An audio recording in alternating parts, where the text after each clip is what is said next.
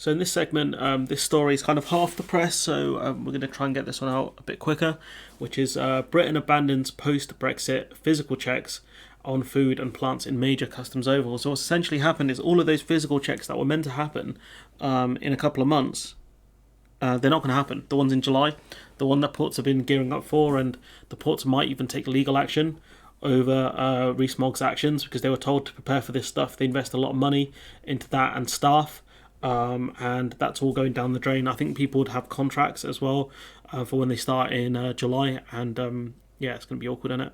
This is going to go more wrong for them than CNN Plus. But yeah, hot off the press today. It'll probably go out tomorrow, which will be the 29th. Britain will never introduce post-Brexit physical checks on fresh fruit and plants being imported from the EU under radical new plans being drawn up by Jacob Rees-Mogg. And so what this is we're further in breach of WTO rules. We're going to permanently be in breach of WTO rules because we're treating the EU far better than we are other countries. And it violates most favourable nations. So if any of the countries are watching this and you're members of the WTO, which you most likely are, you might want to talk to some lawyers.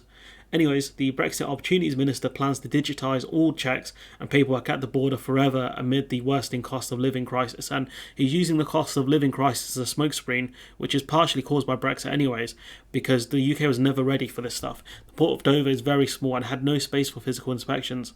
It was never going to work.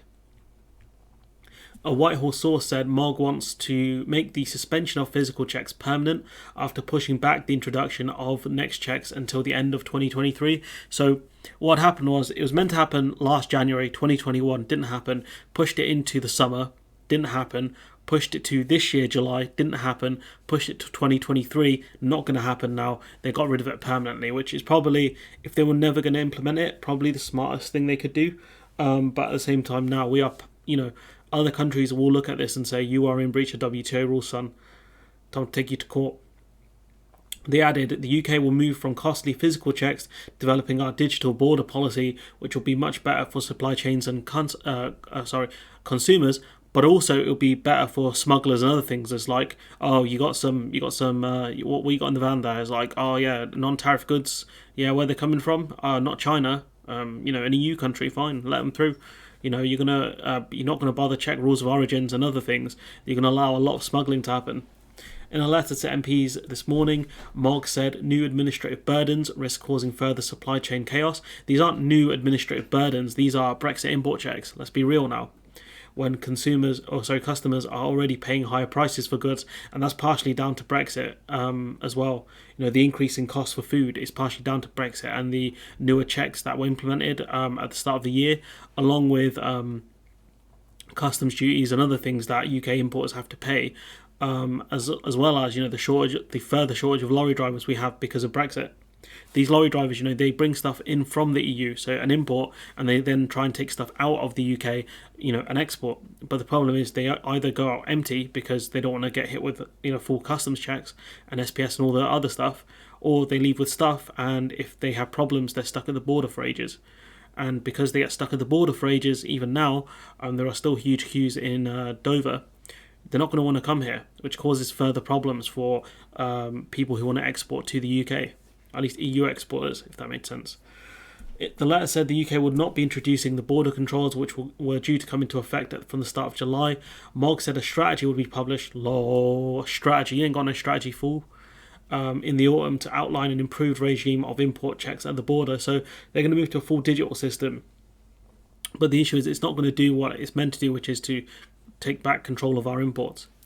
Mogg wrote in the letter, as a nation, we currently find ourselves facing a range of new challenges, including ongoing supply chain issues, partly as a result of Russia's invasion of Ukraine and a wider cost of living pressures, and also Brexit as well. You forgot to mention that bit. New administrative burdens and the risk of... Again, these administrative burdens are Brexit burdens. Brexit admin, that's what this is.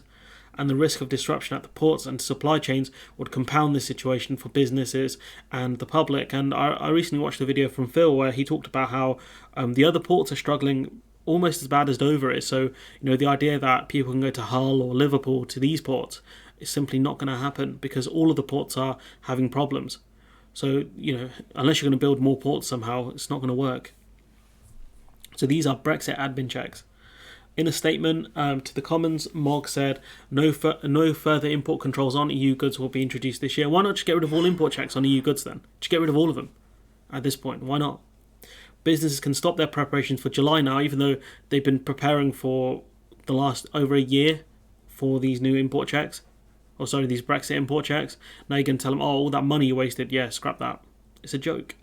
New controls on UK exports into the EU under the Trade and Cooperation Agreement took place immediately after the deal kicked in at the start of 2021. And, the EU were prepared for all of this stuff, but we weren't. It gives EU exporters a massive competitive edge over UK exporters. This is comical, honestly. This is take back control. We can take back control, but should we? They should be doing the full shebang. All the checks should be happening by now. But the reason they're not doing this is because they don't want the public to see the full impact of Brexit. Not really. But until we get sued by a WTO member, nothing will come of it. But implementation of reciprocal controls on imports has been repeatedly delayed. They say this new regime will apply equally to goods from the EU and the rest of the world, he said, adding these new plans would come into effect from the end of 2023. So until the end of 2023, we're going to be... somehow I missed this paragraph on first reading, but essentially we're going to be in breach of WTO rules, right? Until the end of 2023, we're going to get rid of all physical checks for all goods coming into the UK.